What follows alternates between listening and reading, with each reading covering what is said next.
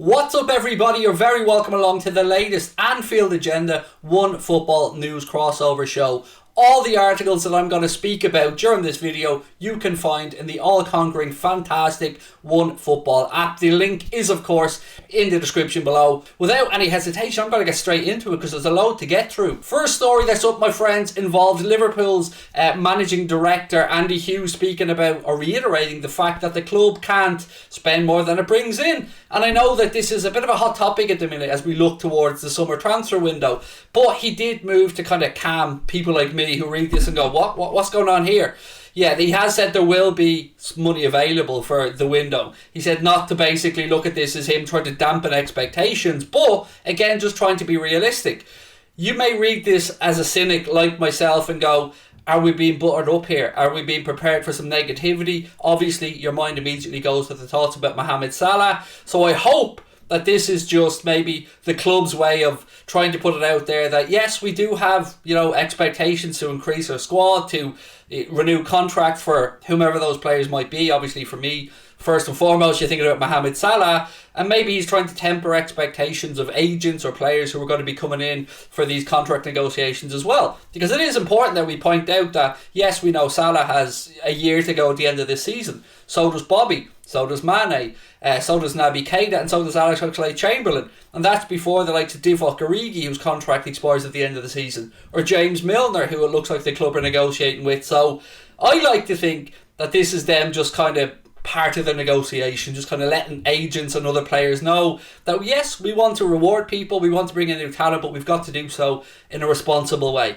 At least that's what I took from it. But as always, let me know what you guys think in the comment section below, and we'll move on to article number 2. The second article I want to speak about is basically Jurgen Klopp reiterating that the club do want to go far in the domestic cup competitions. I think 2012, the last time this article said that we lifted the Carabao Cup, and if my memory is right, I think it's 2006 for the FA Cup. So Klopp just speaking about the fact that yes, kind of things have fallen into place this season, and often at times the draw can be a massive impact for clubs about how far they go through in the domestic cup competitions. I think all of us will admit that in the higher priority of things, or in the higher echelons of what we as football fans look towards, we can argue Premier League, Champions League. I would be more towards the Champions League. Other Liverpool fans, of course, probably more towards the Premier League. But I think where we all agree is that the domestic cups, the FA Cup, the League Cup, they fall into second place. But it's important that we remember as well as fans, and I'm sure Klopp gets this across in the article, that there are only 4 competitions that you can go to win at the start of every season if you're in Europe.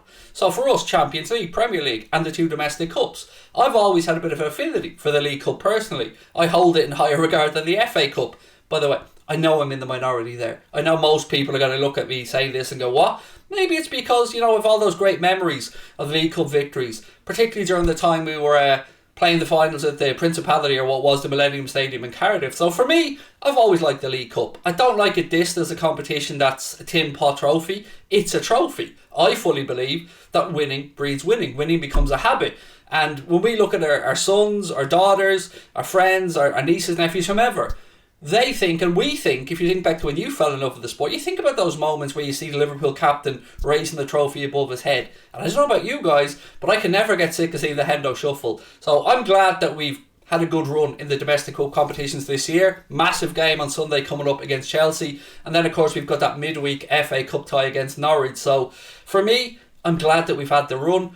I would say we've had an easy draw in them this season. I mean, that Leicester game in the League Cup certainly had our hearts in our mouth for a while. But I do think it's good that we've got this far. And I do think we should be looking to go on and win them both. Because, as I said, only 4 trophies that you can win each season. And, we've had too many seasons where come this time of the year, we've been, playing for maybe the latter stage of the Champions League or to try and get into the top 4. Now, we've got a squad, we've got a manager, we've got a group and a belief that we could potentially do the unfathomable here. And dare I say it, 4 trophies still to play for.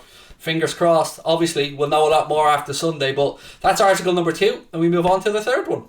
The third article that we've brought out for you guys today is about Joel Matip, and I guess it kind of poses the question, is he the best free transfer of all time? Well, let's keep it Liverpool focused, because I'm old enough to remember Gary McAllister coming in towards the end of his career.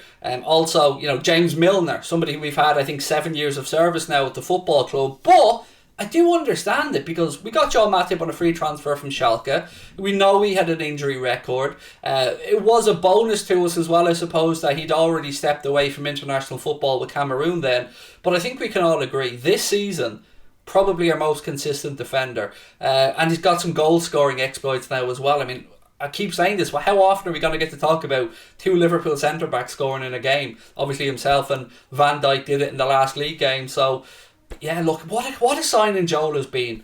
And this season he's been able to stay injury-free. And that's it. I think the only thing that's really dogged his career, because I don't know anybody who looks at this guy playing football and doesn't think that he is a top-tier centre-back.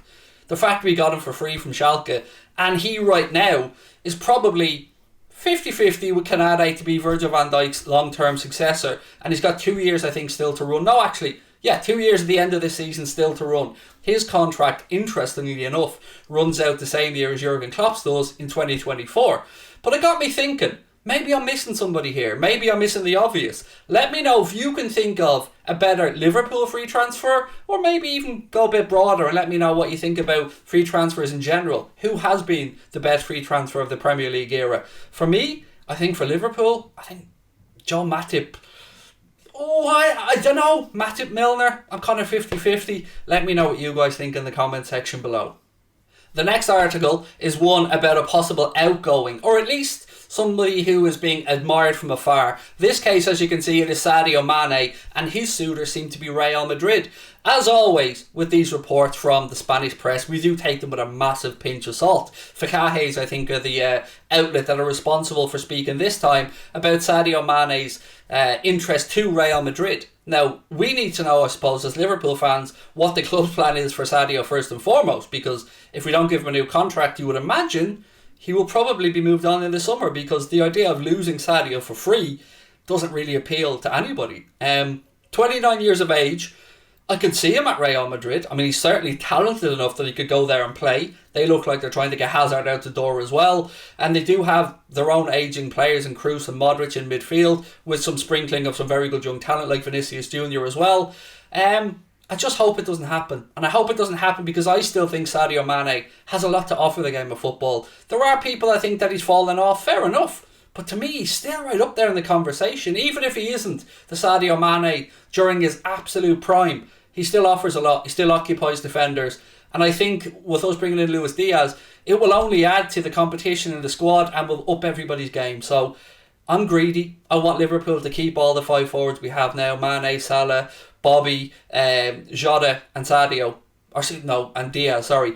I want to keep them all. I think happily give them another 3-4 year contract and let the lads see through. But I don't think FSG will feel the same way. And I do think that we will most likely lose one of the old guard this summer. If it is to be Sadio Mane, and if Real Madrid are interested, my question to you guys in the chat is, or in the comments below, how much does Sadio Mane go for with 1 year left on his Liverpool contract? Because we've seen Real Madrid pay mad money before.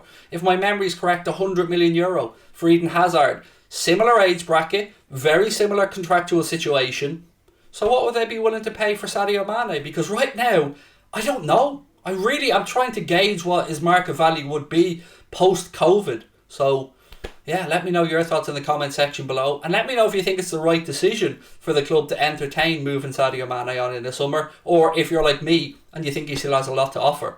The final piece that I have for you guys today is about our new signing, Luis Diaz. The £37 million man. Yes, that may rise to 50 million with add-ons. But how good does this guy look? He has come in, and the article is basically just a piece that speaks about how impressed we've all been with Luis Diaz since he's come in from Porto. I have to admit that I was late to this whole conversation, or this love-in for Luis Diaz, because I didn't really pay too much attention when he was at Porto. I'd seen the games against us, but the more you look into it, the more you look into his background and his character and his development, you can see why he's a Jurgen Klopp player. You can see how Liverpool were so keen to bring him in. And again, thank you to Spurs and Daniel Levy for doing all the negotiating for us. It looked like he was Spurs bound until Liverpool said, no, that's the man that we want. And we all know, if Jurgen Klopp has somebody in mind that he wants, he doesn't want any second, third, fourth choices. So Diaz, to me, I'm so excited that we get to see this gentleman play football. I love everything about him. I love the backstory. I love the attitude. I love the hunger, the desire, the work rate.